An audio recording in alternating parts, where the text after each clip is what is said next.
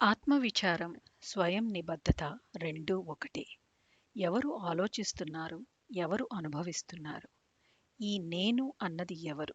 ఈ ప్రశ్నలు వేసుకున్నప్పుడే ఏది నిజం, ఏది కాదు అన్న విచక్షణా ప్రక్రియ మొదలవుతుంది.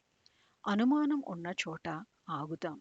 సరి అయిన స్పందన వచ్చే వరకు ఏ చర్యను తీసుకోం.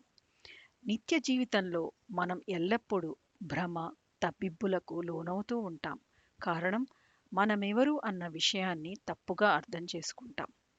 ఆత్మవిచారణ ప్రక్రియలో లభించే సమయం మనం అప్పటి వరకు ఊహించుకొని కోరుకుంటున్న విధంగా కాకుండా యథార్థంగా చూడగలిగే అవకాశాన్ని కలుగజేస్తుంది.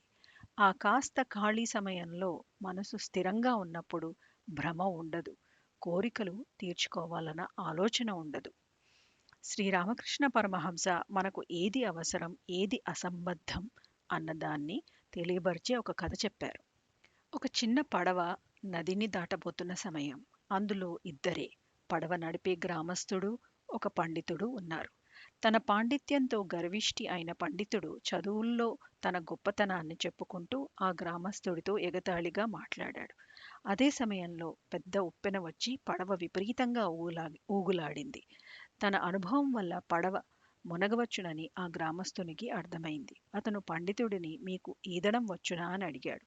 పండితుడు ఈత తెలియదన్నప్పుడు గ్రామస్తుడు తనకు వేదాలు తెలియకపోయినప్పటికీ తాను ఈదగలనని చెప్పాడు.